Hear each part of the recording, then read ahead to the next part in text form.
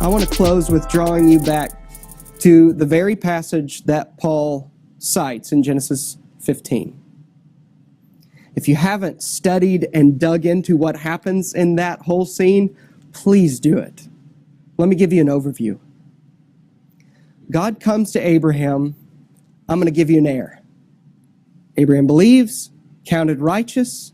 Then God starts making promises to him and then seals a covenant, an agreement with Abraham. He makes a covenant. The literal Hebrew says he cuts a covenant, because to cut a covenant meant there had to be sacrifices. So he tells Abraham, as many people would do in this time when they would make a covenant agreement with anyone else, he tells Abraham to get all of these animals, and hear me, he tells Abraham to cut the animals in half. He cuts all of these animals into blood everywhere. And he says, put half of the animals on this side and put another half on this side. And this is how people in Abraham's day would strike an agreement. They would cut a deal like this. And what should have happened is then Abraham would walk through the middle of these severed animals, and it was a way of saying, if I don't hold up my end of the bargain, let me be cut in half like these animals. That's a pretty vivid picture. That's better than when you purchase a house and you just have to sign your name 5,000 times.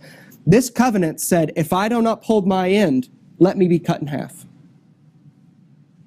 But what happens after Abraham cuts these animals in half, Moses writes in Genesis 15 that a deep sleep fell on Abraham. He's writing in a way to show us that God put him to sleep. It's like he put him under divine anesthetics. Abraham falls in a deep sleep, and while he's asleep, God shows Abraham a vision. He declares to him again his promise to save and to send a Savior through him, and then Abraham sees a smoking pot and a torch passing through the middle of these severed animals. And that signifies the presence of God.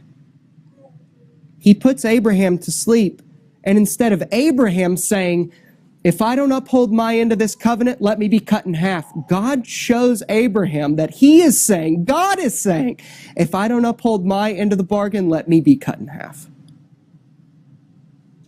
That's why the writer to the Hebrews says, God had nothing greater to swear by, so when he had nothing greater, he swore by himself.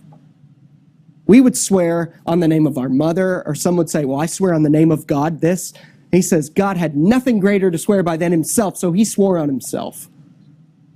God said, if I don't uphold my end of the bargain, let me be cut in half. Let the world and the universe be disintegrated if I don't uphold my covenant to save you by grace. And friends, that is the same exact promise God made Abraham. That's the same exact promise God makes you in Jesus Christ. But it gets even better. Because we have not upheld our end of the bargain, because we have not obeyed God like we should, because, as he says in this passage, all we've got is our ungodliness. We deserve to be cut in half. But Jesus came to the earth, stood in our place, and just like those animals, just like we deserve, Jesus was cut in half for us. That's what he was doing on the cross. That's how serious it is that we have not upheld our end of the deal. So God became a man to uphold our end for us. That's what the cross means. Jesus is saying, you could never do it. You deserve this. I'm going to do it for you. Trust in him. Trust in the one who was split for you. Trust in the one whose body was broken so you could be saved. Trust in the one who spilled out his blood so yours could be kept in. Trust in the one who makes covenants by himself, and when we don't even uphold our end, he upholds it for us. Now, to the one who works, his wages are not counted as a gift, but as his due. But to the one who does not work, but trusts him who justifies the ungodly, his faith is counted as righteousness.